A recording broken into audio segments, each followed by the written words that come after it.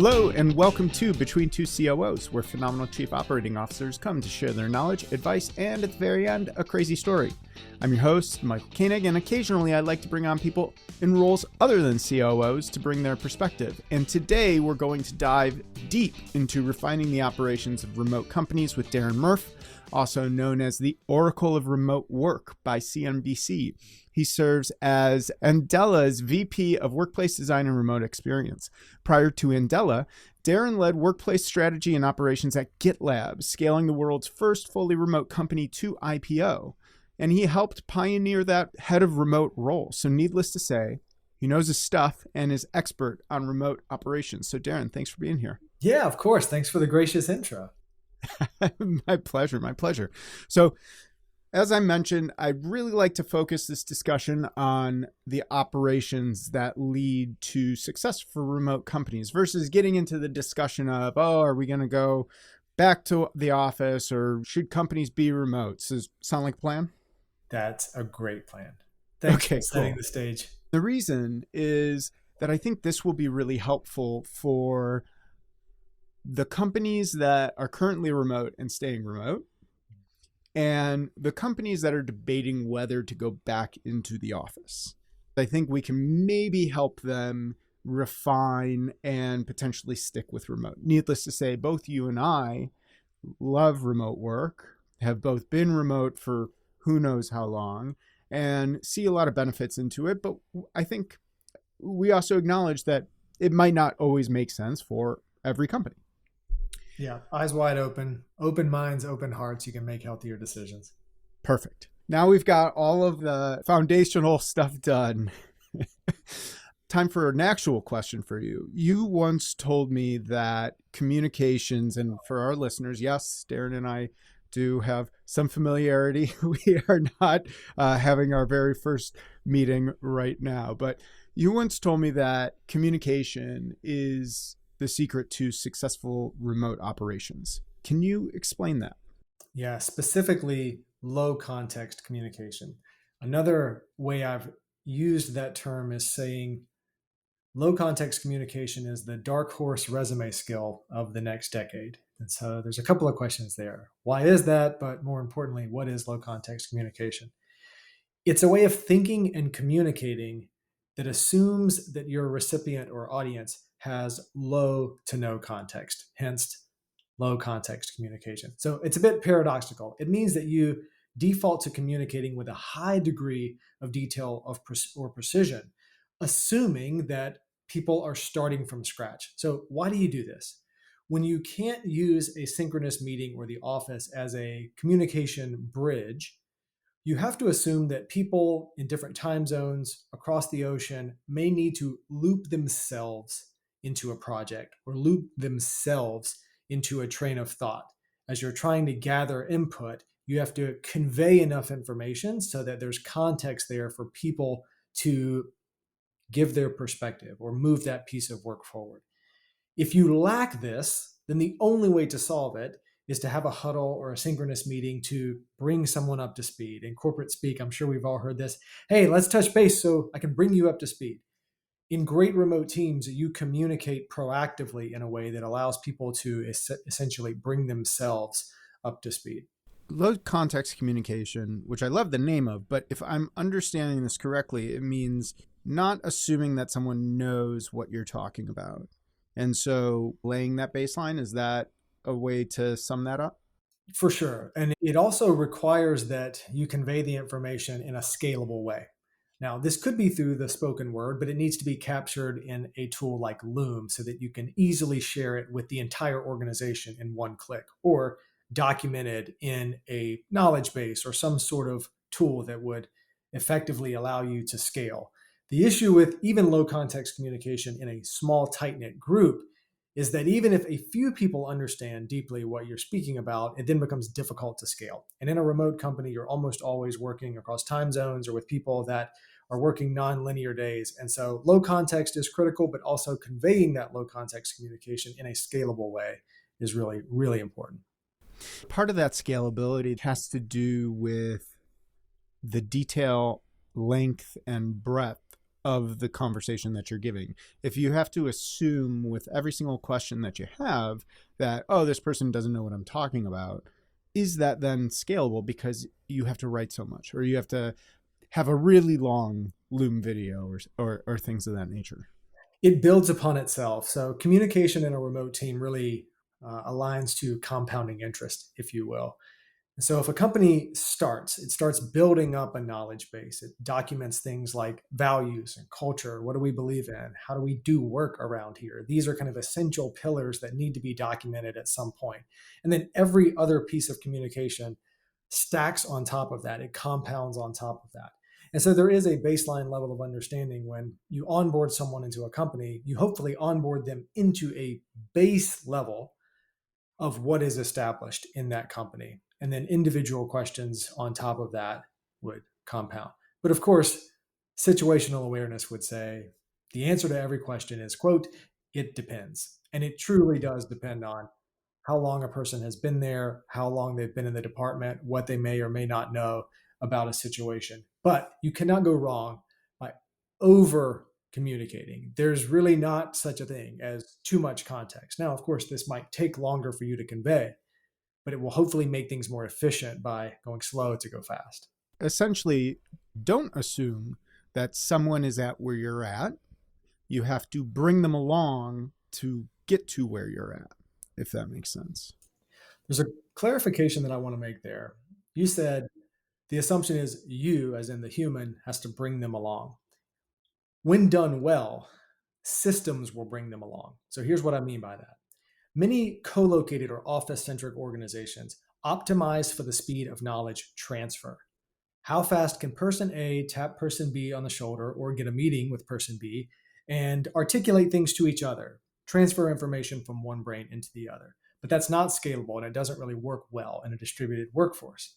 Instead, you have to optimize for the speed of knowledge retrieval.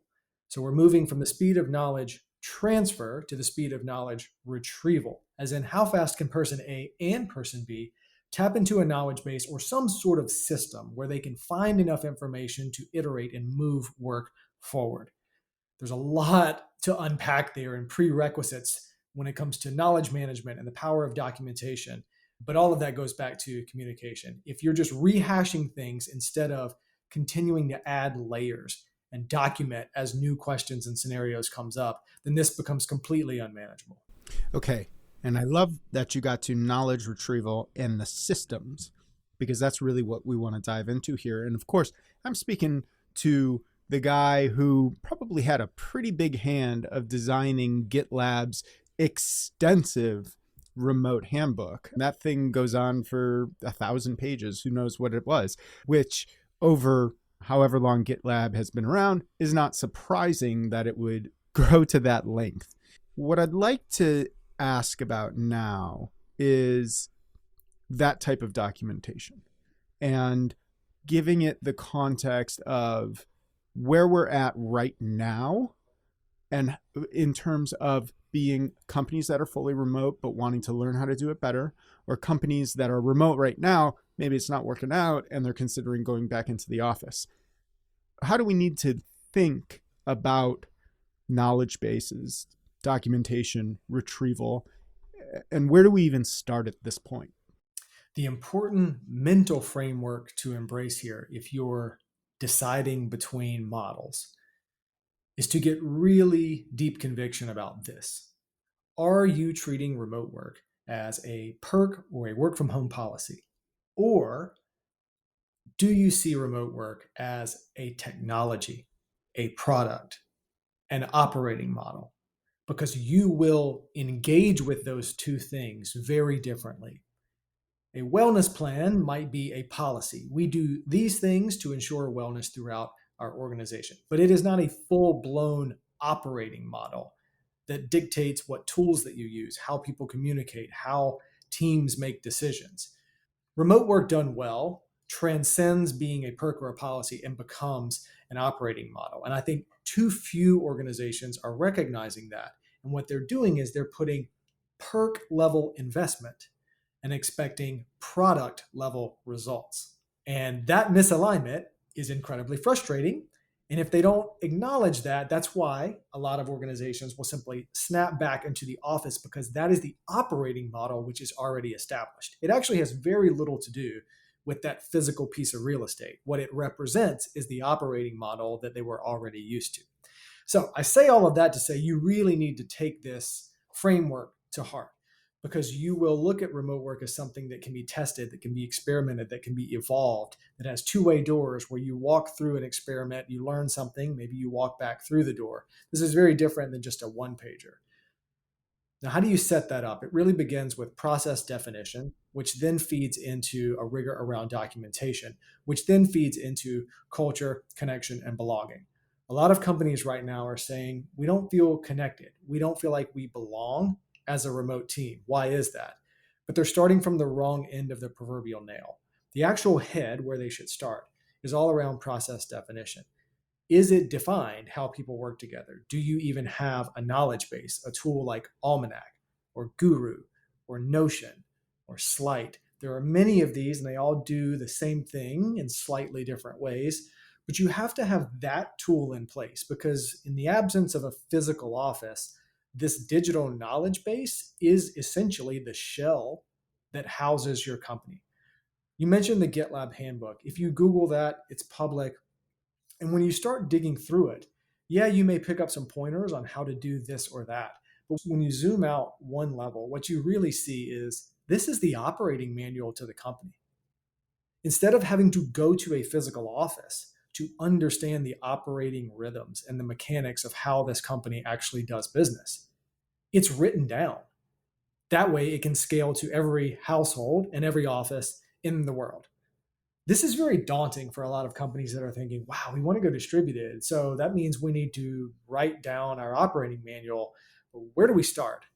But I would say that I have seen companies during COVID go from absolutely zero documentation to a basic framework of documentation that they're now building on in as little as 6 to 12 months. The key is hiring someone to steward that change and putting a team in place so that people are actually there to do the work. That seems a bit daunting. It's challenging macroeconomic climate. We're all looking at how we're spending our money, particularly from an operating area. These are roles that aren't necessarily contributing to top line revenue growth. Now we're talking about how do we even expand the operations to operate better. Say someone doesn't want to hire a team for this. Say someone doesn't necessarily want to have a head of remote. Maybe it becomes that in the future, but short of going out and hiring all of this headcount to do this, how can companies approach it moving forward? I'd say use history as the guide. And so although this feels very new, it actually follows a very similar model. So if you would rewind time and imagine yourself in an era where you're running manufacturing, and this is before the invention of the assembly line. You have certain roles, you have certain rhythms, and they're doing certain things that deliver certain results. And then overnight, the assembly line shows up. So if we continue the analogy, remote work shows up. The pandemic forces remote work into existence at scale. You have a decision to make. Are you going to embrace the unproven and unknown, which is the assembly line? And are you going to take some of those roles that used to do things in a much more convoluted way, and you're going to retrain them? You're going to put them in new roles, doing new things with the new system and the new technology? Or are you going to double down on the way that you were doing things while all of your competitors embrace the new thing and start reskilling and retooling? Even in the office environment, most offices have an office manager or a lobby manager or an employee experience manager. These roles have existed to ensure that the physical confines of an office are kept up and there's some amount of intentionality around it. So if the office is not in the picture anymore, it should free up revenue and space and reskilling opportunities to ask yourself, what does the distributed version of that look like? So even if you don't want to hire a new team to do it, if you are shifting models, my assumption would be there would be some things that you don't need to do anymore, and those would be the ideal targets for retraining for the things that you do need to do going forward. I would also say that there is a very limited window of time, particularly for digital industries and knowledge work. So, of course, the caveat being automotive garages will be in person for the foreseeable future. So, we're talking about a very specific type of work. But for that very specific type of work, where people can commute into an office and then just sit on Zoom calls all day to do their work, there's a very short window of time where top talent will tolerate that if you force it back into the office. There may be some companies that are big enough to just force that into existence for the next 10 or 20 years. But for most companies, the market forces will start to shift in a way that top talent will prioritize workplace flexibility. And they will look at organizations that are investing in remote infrastructure as the more alluring versus those who have decided it's not worth the effort to evolve their workflows. Getting back to treating remote at the product level, it sounded like you talked a little bit about iteration of testing, launching new things, iterating on them, getting better gradually. And this happens to be true. At Two Cows, where I'm the COO, we are taking a look at how do we do remote, because we have the belief that the companies that figure out how to nail remote productivity and remote engagement are going to be the ones that succeed 10 years down the line. Now, we've been operating fully remote since the start of the pandemic, but largely we have some practices that have organically taken shape, but nothing that has been targeted and focused. And we realize that we really need to do that. Where do we start? Is it that we start changing our documentation? Is that where we begin? Or how should I personally go? I love this interview, by the way, because I have questions that I need answers to like now. So this is great. I'll give you what I believe to be one of the most basic building blocks to get started on this. And we're pulling this from the actual Andela playbook that we are implementing right now. It is this notion of no agenda, no attenda. So what does it ask of people? It's a very simple request. You need to look at all of the meetings that you are the organizer for. In other words, you are the one commandeering time from people. And you go through those and you check, does this meeting invite have a shared doc agenda attached to it, permanently attached to the invite itself? This could be a Google Doc, a Notion doc, take your pick. Teams doc, take your pick. What does this do? This ensures that when someone is choosing whether or not to attend this meeting, they're able to proactively and independently look at the invite, click on this document, and get a download of the context. What is the overview? Who will be invited? What are the expected outcomes? Are there any pre-reads? What do I need to do to bring my best self to this meeting? And what questions do I need to ask to make sure this is an efficient use of everyone's time? All of that comes from the simple action, the simple point of friction of adding the agenda to the invite. And then there are a whole host of things where this begins to rewire your brain. You start to think differently. You start to think about people's time differently. And so if you are asking where to start, I would start with make a policy for no agenda, no attenda. Start getting agendas in as many work-related invites as possible. And if you get to one invite, potentially a recurring meeting that's been on everyone's calendar for the last 4 years, and you go to add an agenda and you think, I think we've pretty much wrapped this discussion up. Don't just add an agenda, delete the meeting and give people that time back. And so it doubles as a nice spring cleaning, if you will, for potentially stale recurring meetings. There have been a lot of interesting experiments to get rid of meetings and be more efficient and effective. Shopify's was the big one, where maybe the start of the year they deleted every single meeting and you would add it back if it was absolutely critical. Let's talk about the productivity aspect of remote work. Yahoo Finance came out with something recently, and I can toss a note in the show links, but they posited that around 3.5 hours are being wasted a week, or it was a day. Nonetheless, that people are not as productive as they are in the office. How do we measure and improve performance and productivity? I think the first point here is that it's going to be somewhat different for every company. The second point is I think it's the wrong metric to ask, are people more or less productive in this office versus in their home? The real question should be, which operating model are we set up to enable people to be the most productive in? Far too much of this conversation is pointed at the individual. There's very little that the individual can do without the organization unlocking a new field for them to play on. This is why knowledge management is so important. This is why the tool stack is so important. This is why changing the organizational ways of working is so important, because then it allows the individual to do far more. There's a study by Forrester that I love to cite specific to knowledge management. And if you go to getguru.com and search for ROI knowledge management, you can very easily plug in the number of employees in your company. And it will tell you how many hours they are wasting searching for information.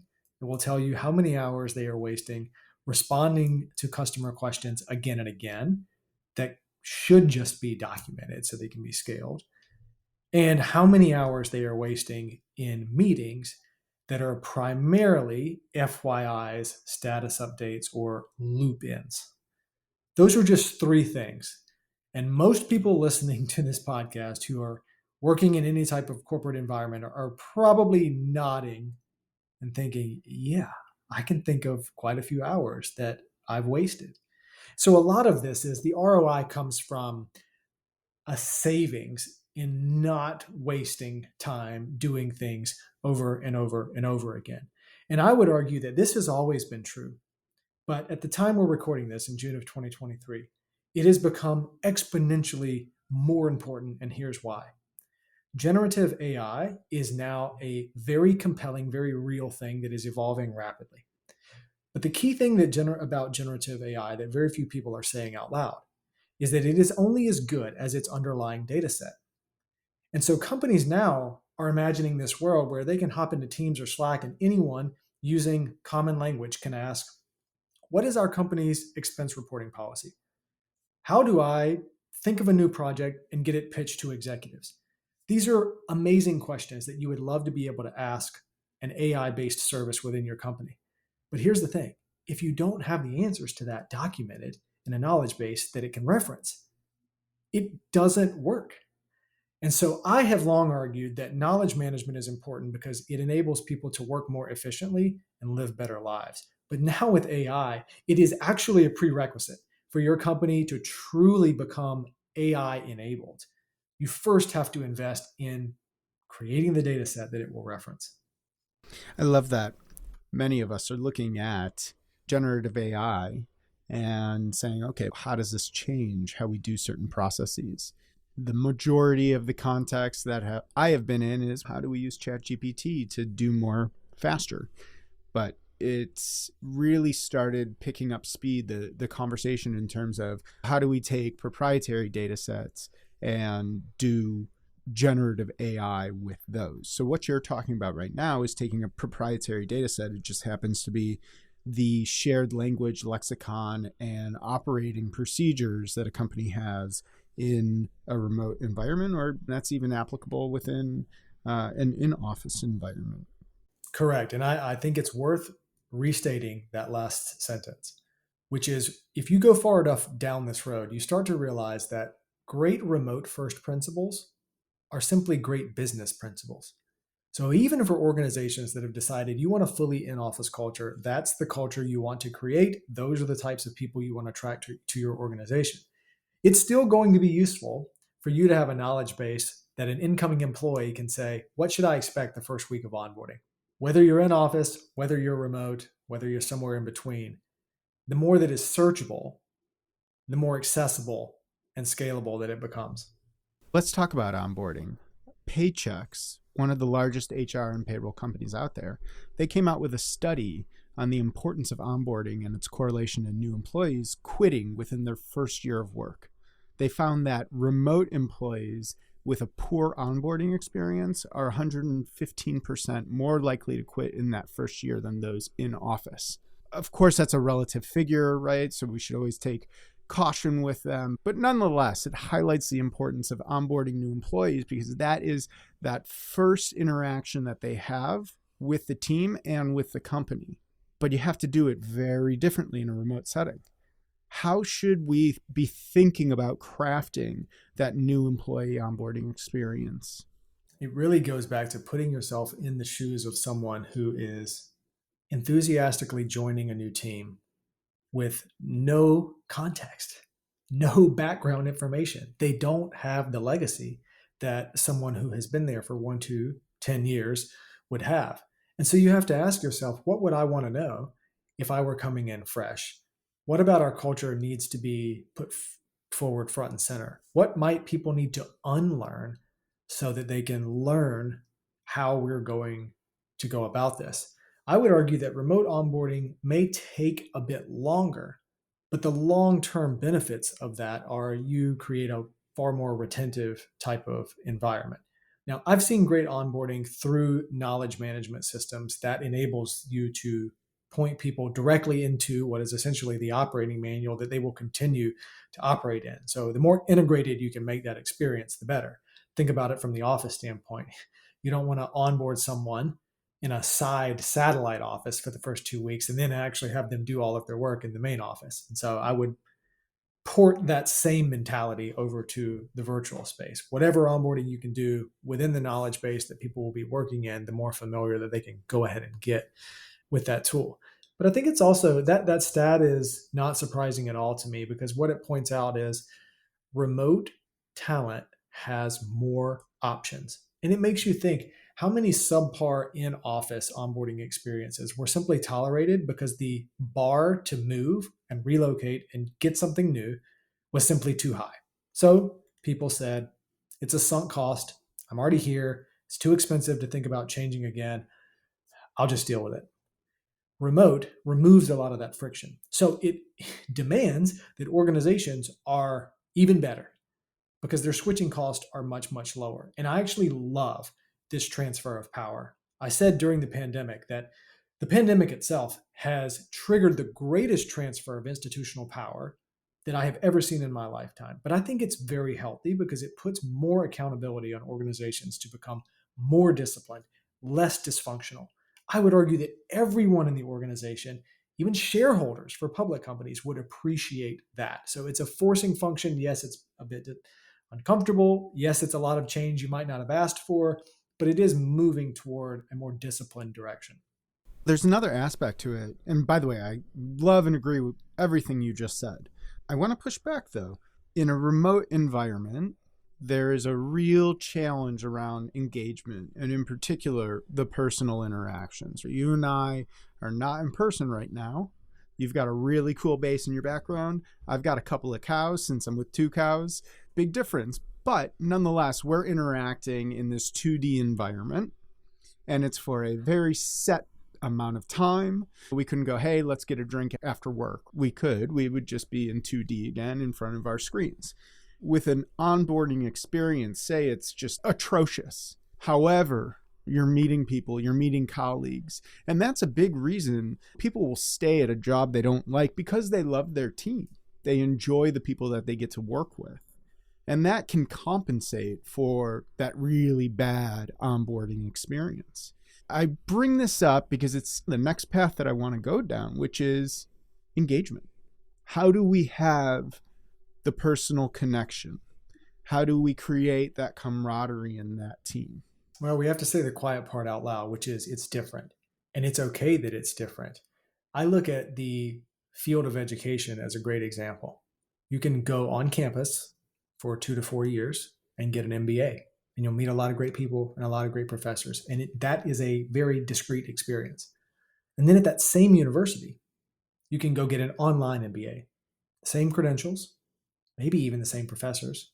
But at the end of those 2 to 4 years, you'll look back and you will have had a very different experience. A lot of it is choosing which experience do you want, because for every perk of the in-person on-campus MBA experience, there's some trade-offs and some downsides. You have to be on site for classes, which limits how often you can travel the world.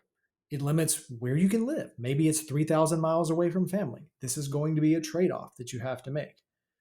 So I think it's okay to acknowledge that connection, belonging looks different remotely. The key to making it work is getting people to fill their social reservoirs outside of work. I think for far too long, we have relied on the workplace to inject fulfillment into a huge part of our life. And now people have permission to question that ratio. Now, for some people, at certain seasons of their life or certain seasons of their career, maybe they really do want to be in person around their teammates because that's the thing that's going to be best for them. The good news is there will always be in person workplaces for them to choose. But there's an entire other subset of people that say, family and friends in this specific geography and place in the world, that's actually the most important thing to me. Or prioritizing better air quality is the most important thing to me. Or prioritizing being within walking distance to this hospital that is certified to care for a specific ailment that my child has. That is the most important thing to me. And so I'm willing to sacrifice some of the in-person rapport for this very different life that I can design. I think the issue is if you were a company that was built on in-person, and so people opted into that culture and got used to that culture, and now you're transitioning to a culture where they are going to be more responsible for their own personal social fulfillment. You may see some cultural misalignment and some shifting of sands as people opt out of that and new people opt into that. And instead of trying to please everyone or trying to get all of the perks of in-person to replicate into remote or all of the remote benefits to replicate to in-person, I think we just need to acknowledge that we've created new working lanes and new operating models and new work environments. And some people will be more drawn to others. Some people will be less drawn to others. It's okay. It's healthy. Let's talk about those companies that had the in-person. Two Cows is a great example. Two Cows has been around for 30 years, operating in person, even though spread across the world, but having offices all over the place where people actually interacted. And you get a whole operating system and you get a whole, social bucket from that environment. Now you have switched to remote. What are some of the tools or the tactics that people can do to continue fostering that social engagement? One, and then two, we're onboarding new employees and we're bringing them into this existing environment.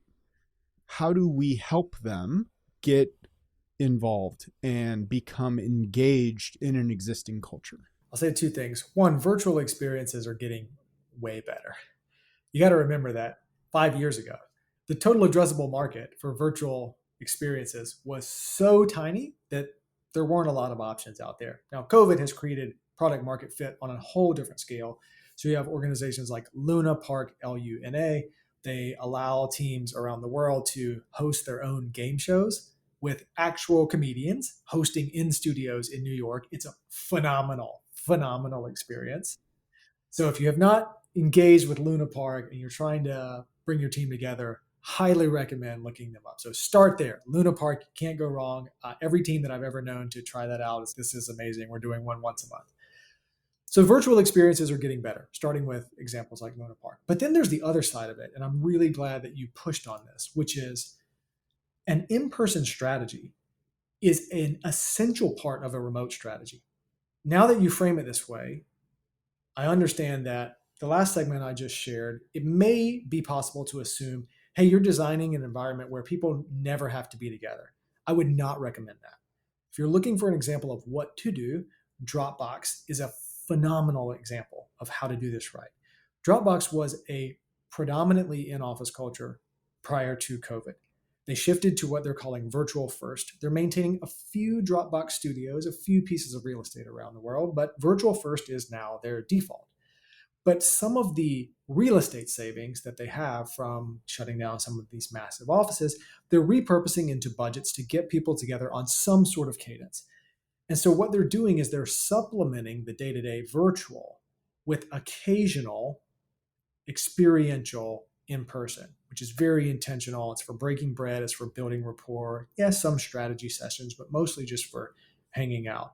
And I would also say, on the topic of onboarding, if you are a company where you do have one or two offices around the world, don't dismay. Those are amazing onboarding vessels. It is possible to bring a new hire on, bring them out to an experiential space. The first 2 weeks, it's an in-person experience. It will then catalyze a lot of great virtual work after that. And so I'm a big fan of onboarding cohorts. If you can budget for the in-person element of that, you will certainly see benefits from it.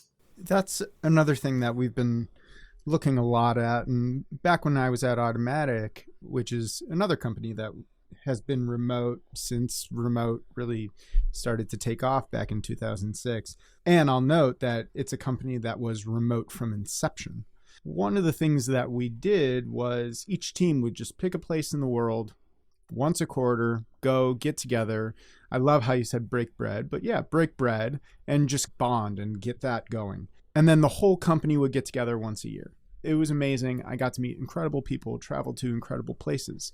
One of the things though, and again, I'm coming back to Two Cows because listen, I do this podcast so that I can learn from great people like yourself.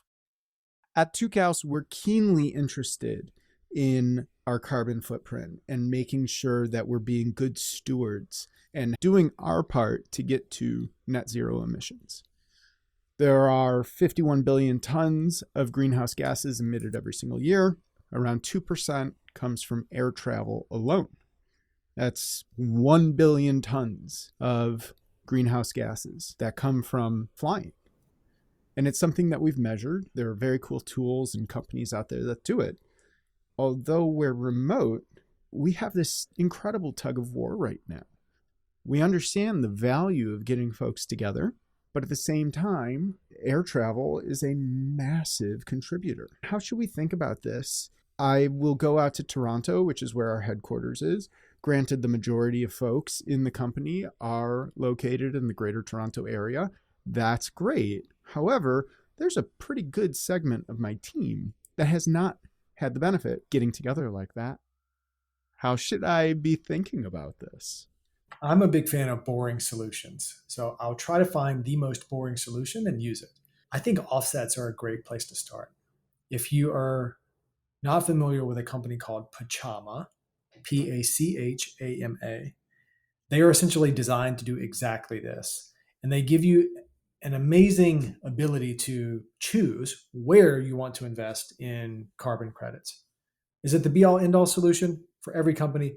Perhaps not, but I think it's a very healthy way to start the conversation. And I think this would apply for hybrid and in-office companies as well. Remember, for all of these in-office companies that were paying for hundreds, maybe thousands of people to uproot their lives and move to Silicon Valley or Singapore or wherever it may be, they were on planes too.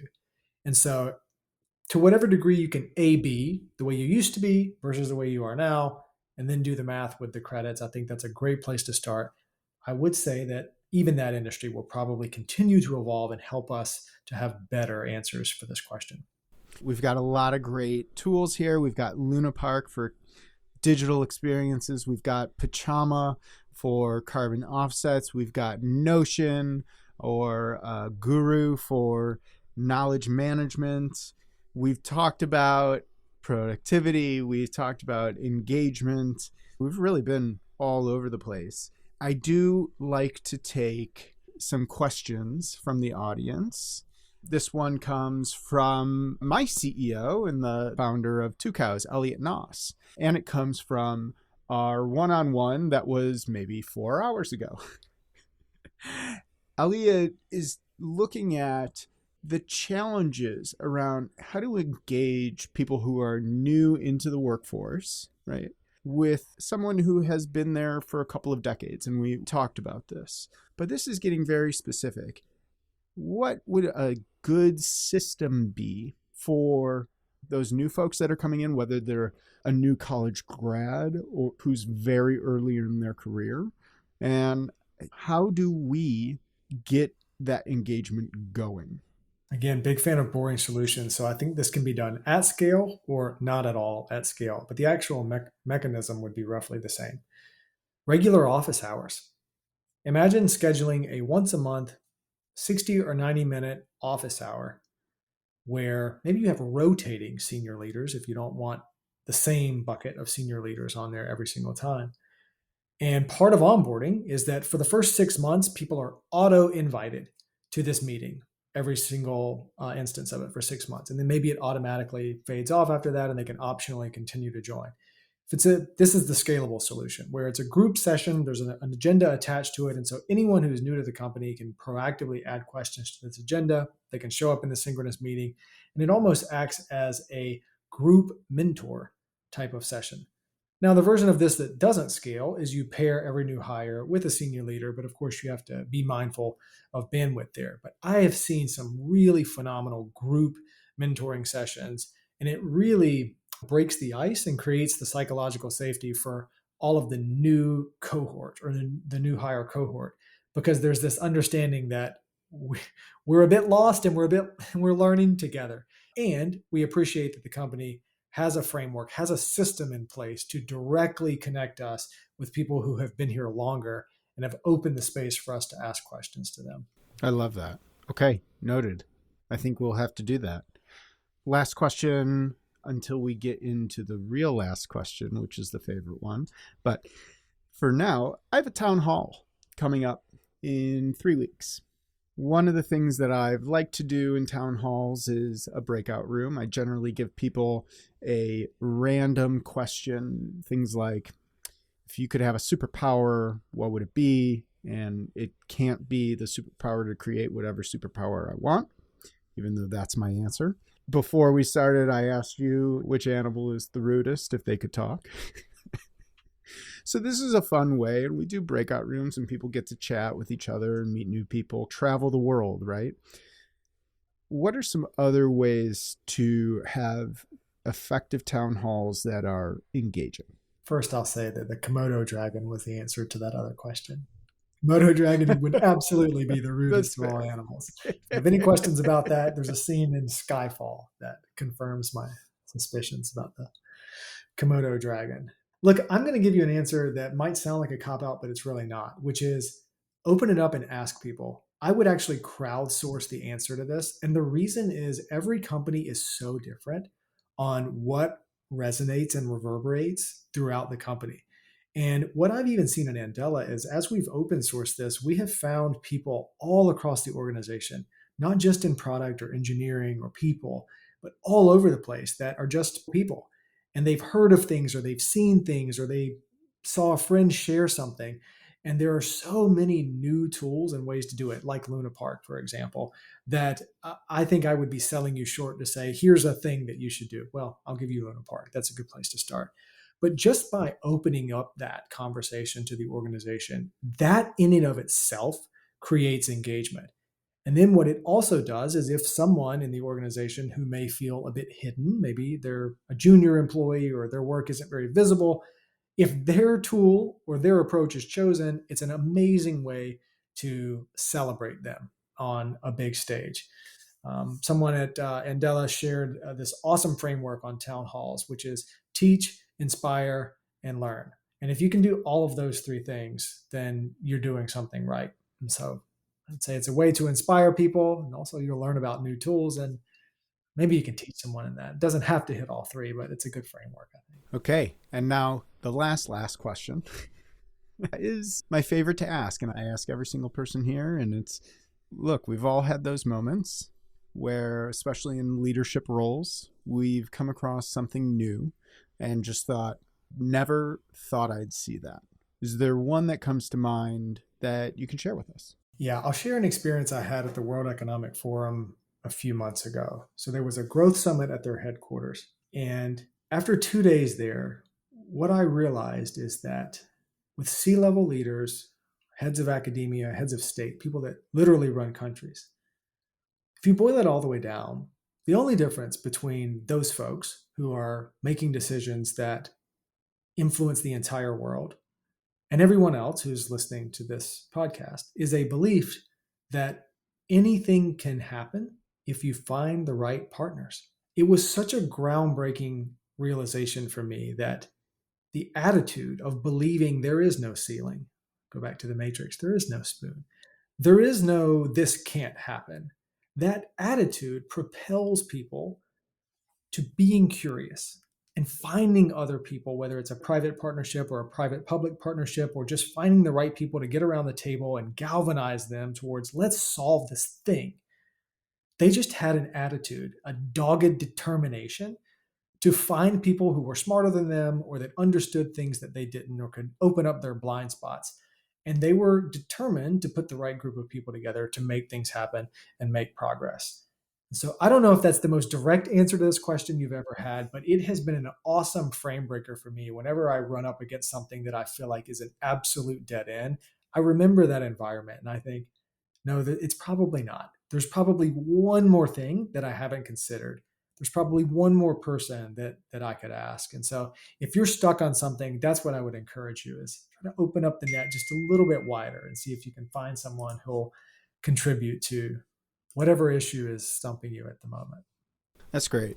It's really interesting to think that you can go and see all of these heads of state and really tackling these big issues and doing it together and not really looking at something and saying, oh, there is a ceiling here that can't be done.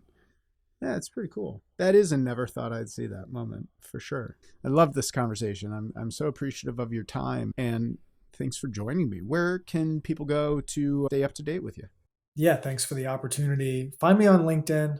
I'm Daren Murph. That was simple. Fantastic. There you have it, everyone. Thanks for listening to Between Two COOs. I'm your host, Michael Koenig, and a very special thank you to Daren Murph for joining us. Tune in next time for our next COO chat on Between Two COOs, and be sure to subscribe on Apple Podcasts, Spotify, or wherever you listen to podcasts so that you never miss an episode. Just visit between2coos.com for more. And if you have a minute, please leave us a review on Apple Podcasts and tell others about the show so they can get great advice from phenomenal COOs, or in this case, heads of remote. Thanks for listening to this week's episode. Tune in next time, and until then, so long.